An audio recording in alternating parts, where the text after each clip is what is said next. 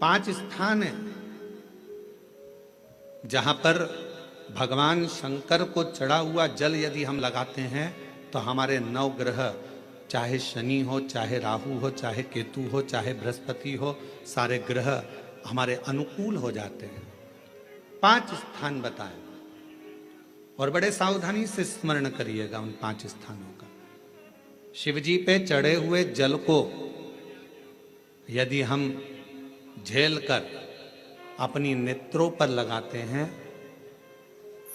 मस्तिष्क पर लगाते हैं, कर्णों पर लगाते हैं, कंठ पर लगाते हैं और अपने हृदय पर लगाते हैं तो व्यक्ति की जिंदगी में कैसा भी ग्रह का दोष हो वो धीरे धीरे समाप्त होते चलेगा। नेत्र, कर्ण, मस्तिष्क, कंठ और हृदय,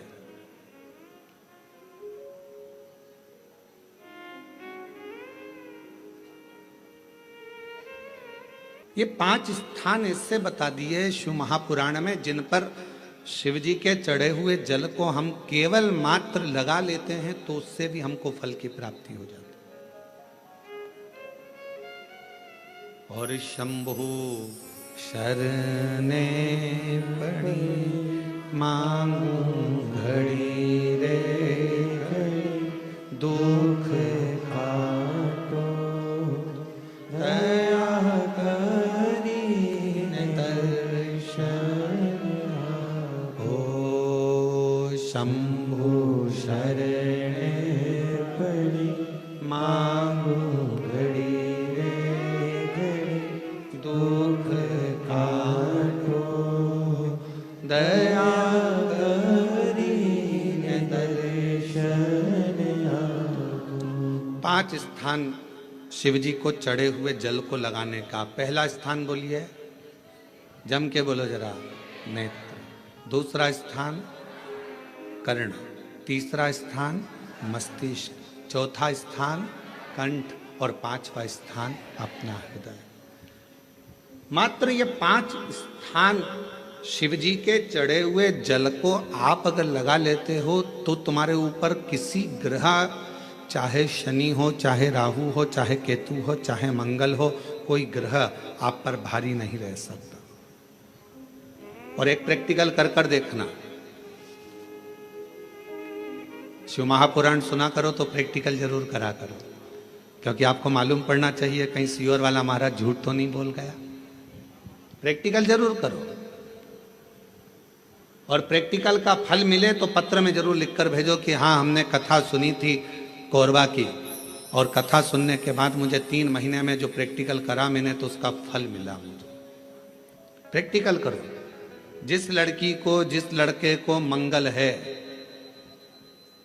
और ब्राह्मण देवता ने यदि आपको कहा कि इनको मंगल है, इसकी शादी में देरी हो रही है, मंगल के कारण अगर शादी रुक रही है, देरी हो रही है, विवाह में देरी हो रही है, तो उस बेटी और बेटे को 3 महीना लगातार शिवजी पे चढ़े हुए जल को इन 5 स्थान पर लगाना प्रारंभ कर दे।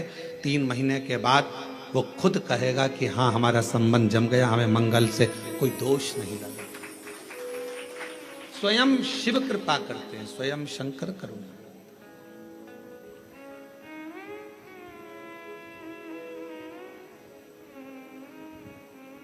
ये 5 स्थान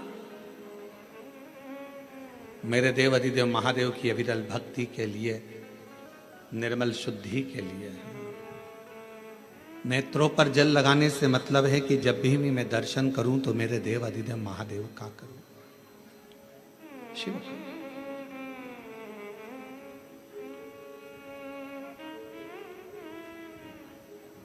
कंठ पर जल लगाने से मतलब है कि मेरे मुख से जो वाणी निकले और मान लो मेरे मुख से कोई अपशब्द निकल गया तो किसी का बुरा ना हो जाए।